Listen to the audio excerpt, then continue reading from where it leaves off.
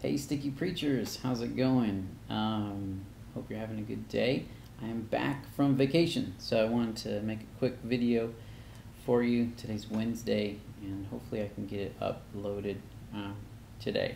But back from vacation, had a great time in the beautiful hills of Tennessee. So thank you all for praying for me. I have heard good things about Sunday night, and I want to thank T-Bear for filling in, stepping in, and doing that. And now I know many of you are preparing for your sermon this Sunday night.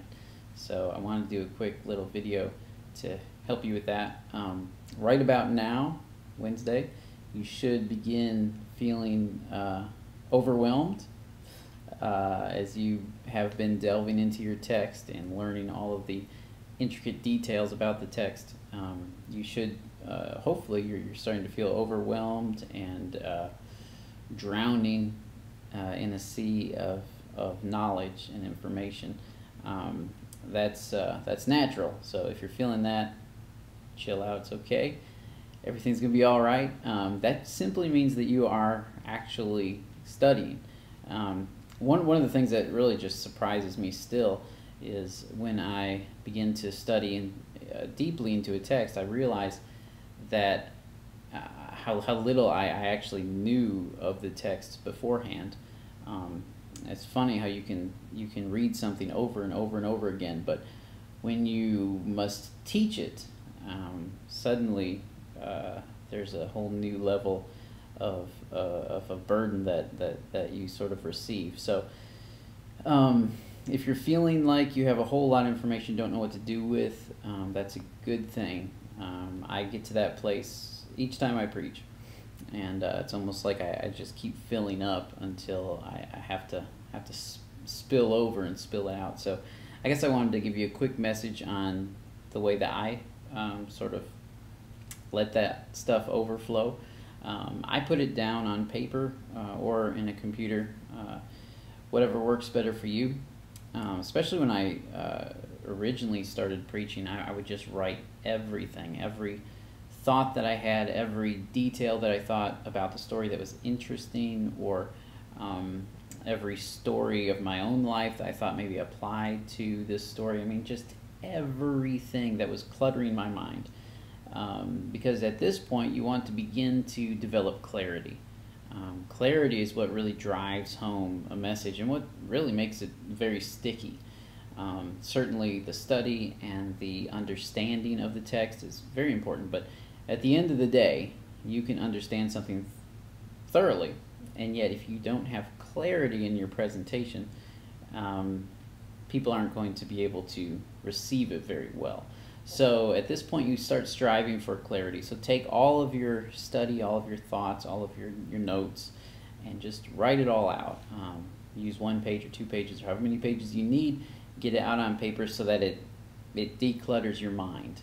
And what I would do is just sort of lay that out and then start looking for principles in the story. For instance, the story of Jesus crossing the sea there in Mark chapter 4. He crosses the boat and calms the storm. Now, obviously, this is not a lesson in storm calming 101, right?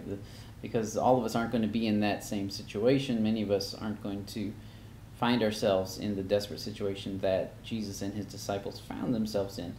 But there are some principles in that story that you can pull out, and especially principles about Jesus.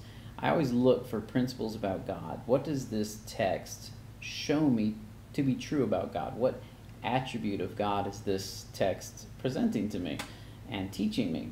And so find those moments and sort of build your sermon off of that. I've preached all these passages that I've given you, and I preached the passage of the demoniac in Matthew chapter 5 there. Jesus goes to him. He's living among the tombs. He's cutting himself. And, of course, Jesus simply speaks to the legion of demons that are within him and are possessing him. And they flee into the pigs. And it's really a fascinating story, and can teach so many things about about so many angles. But when I preached it, what I did is I just found, the principles of Jesus. And so I titled the passage, or I titled the message, The Power of His Presence. So basically focusing on the presence of God, the presence of Jesus, that when Jesus steps into a life or a graveyard or a room, or whenever his presence is present, that certain things happen. And so what I did for this story is I started in the very beginning and looked at how Jesus crossed that sea, that little body of water. Jesus crossed that to get to the graveyard where this man was. And so I think that teaches something about Jesus. It teaches something about God, that even just for one person, just for one crazy guy out there among the tombs, Jesus basically canceled his crusades and journeyed and put his life in danger and the lives of his disciples in danger in order to reach that one person. So we serve a God who will do almost anything to reach one. And of course, that's basically the story of the gospel, how Christ spanned a much greater distance than just some little body of water in order to reach you and me. I mean, he spanned the distance of divinity and humanity in the incarnation in order to reach us and to come to our graveyard. So I sort of started there, that God is very intentional about showing up in people's lives. So that was kind of my point one. And then, of course, we have the demoniac's response to Jesus, that as soon as Jesus got out of the boat, the Bible says that immediately the demons inside the man just started, crying out. And so what that shows me is that even when Jesus doesn't even have to say anything or do anything, but just in his presence, the demons understand that their power over a person has an expiration date, and that expiration date has come to a fulfillment when Jesus shows up. So just his presence is enough to signal to the enemy that his rule or his reign is done. It's over. He's in the presence of someone much greater. So that was sort of point number two. And then looking at the demoniac himself, how he worshipped Jesus before he was even set free, which is amazing to me, that a man who's so possessed and so bound, which I also went into in my message, really just looking at the demoniac and looking at how I am like the demoniac and you and I are like the demoniac. The enemy wants to keep us in the tombs. He wants to keep us in the past and in the place of death, in the place where reminding us what we've lost. And even the fact that he was cutting himself. I mean, sin is so self-cutting. It's self-destructive. That he was so bound, and yet even in the midst of his bondage, he had the freedom, apparently, to worship, which is just phenomenal to me, that you can still worship even before you're set free. So you might be bound, but you can still worship. And I think that speaks to the kind of places that Jesus goes. Jesus doesn't always just go where he's needed. He goes where he's worshipped. And so, I preach that point about, this is a key to experiencing the presence of God in your life, to prioritize him and worship him, even before you get your blessing or your healing or your answer or whatever, to worship in the midst of that. And then we see Jesus, of course, easily casting out the demons, just simply speaking a word to them. And I think it's interesting that they went into the pigs. Now, of course, you can get into that if you want, but for me, my message was the power of his presence. So I stuck on that line and just continued to move through the story with that understanding that this is a God who shows up in the midst of our bondage, who intentionally shows up there, and who has the power to, even with his mere presence, begin to loosen the grip of the enemy in our lives. And he simply speaks a word, and these guys are into the pigs, and the pigs are down the hill into the water. There's a lot of commentaries about why pigs, Certainly, to a Jewish reader, the pigs were very a symbol of unclean, which is sort of an unclean animal, a symbol of sin. I think there are some of those parallels that can be drawn in terms of the fact that God not only wants to save us from the oppression of the enemy or Satan, but also wants to save us from the pig within ourselves, the sin in here. And so there's kind of double deliverance going on.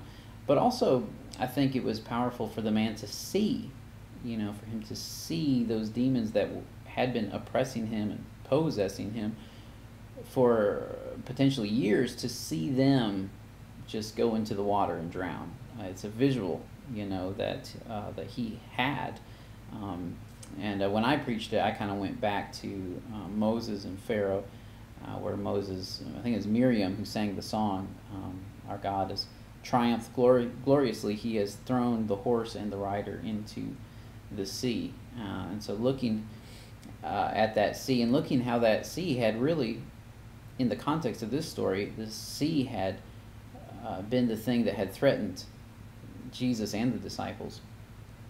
And now that very thing that was threatening them, that very thing that that almost killed them the previous night, was now being used to defeat the enemy. I think is very interesting principle about how God works in our lives.